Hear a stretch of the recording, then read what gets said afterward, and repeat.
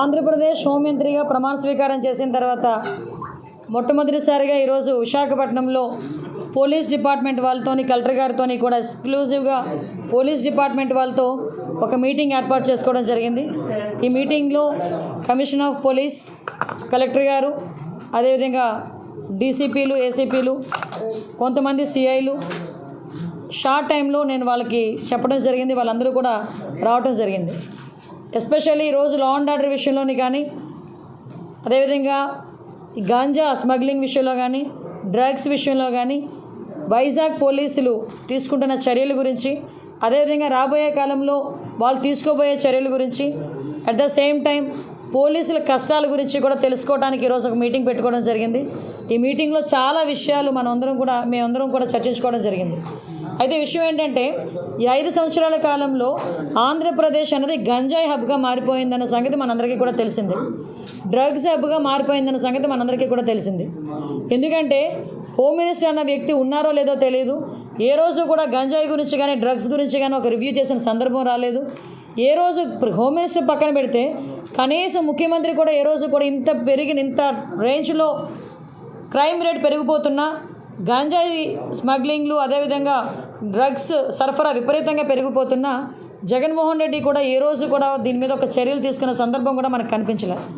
అయితే ఈరోజు ఒక రెస్పాన్సిబుల్ చీఫ్ మినిస్టర్గా చంద్రబాబు నాయుడు గారు కానీ, మంత్రులుగా ఉన్న మేం కానీ, ఎమ్మెల్యేస్గా ఉన్న మిగతా ఎమ్మెల్యేస్ కానీ ఈరోజు పర్టికులర్గా ముఖ్యంగా విశాఖపట్నం లాంటి ఒక బ్యూటిఫుల్ సిటీలో ఈ గంజాయి అన్న దాని మీద ఉక్కుపాదం మోపాలి అన్న కాన్సెప్ట్ మీద ఈరోజు మేము చర్యలు తీసుకోవడానికి సిద్ధపడ్డాం. ఎందుకు ఇది ఇమీడియట్గా మీరు ఎందుకు టేకప్ చేశారు మేడం గారు అని మీరు అనుకోవచ్చు. ఎందుకంటే నిన్న నేను కొంతమంది మా ఎమ్మెల్యేస్ అందరి ఇంట్లోకి వెళ్తూ ఉంటే జనరల్ పబ్లిక్ నా దగ్గరకు వచ్చి మాట్లాడారు. మేడం గంజాని అరగట్టండి, చాలా ఇబ్బందులు పడుతున్నాం. టీచర్స్ నాకు ఫోన్లు చేశారు. గవర్నమెంట్ స్కూల్స్ దగ్గర 5th క్లాస్ 6th క్లాస్ చదువుతున్న పిల్లలు కూడా గంజాయి తీసుకుంటున్నారు. అంటే గంజాయి అంత విచ్చలవిడైపోయింది, విపరీతంగా వైజాగ్లో దొరుకుతోంది. ఒక ఎమ్మెల్యే స్థాయిలో ఉన్న ఒక వ్యక్తి ఏమని చెప్పాడంటే, గంజా వైజాగ్లో ఈవినింగ్ పూట ఆఫ్టర్ 8 కొన్ని ప్లేసెస్కి వెళ్ళడానికి మేము భయపడుతున్నాం.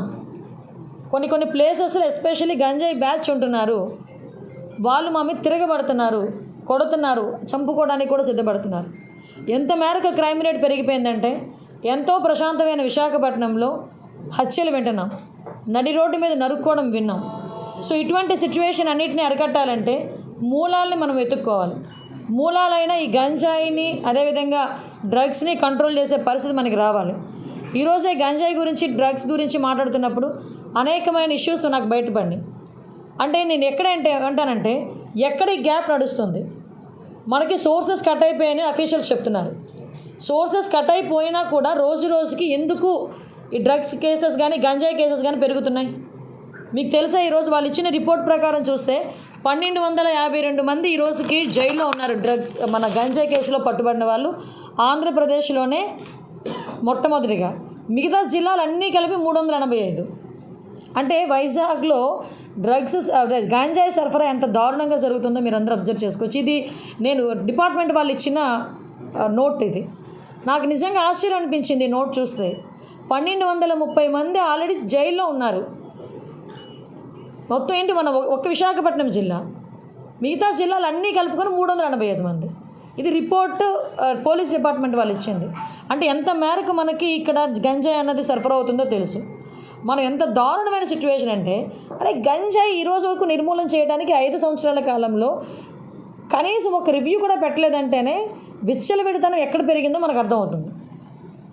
ఆఖరికి వైఎస్ఆర్సీపీ నాయకులు కూడా గంజాయిలు అమ్ముకోవడంలోనే, గంజాయి వ్యాపారంలోనే ఇన్వాల్వ్ అయిపోయారు. కాబట్టి వాళ్ళు అసలు దీని మీద కనీసం దృష్టి పెట్టలే.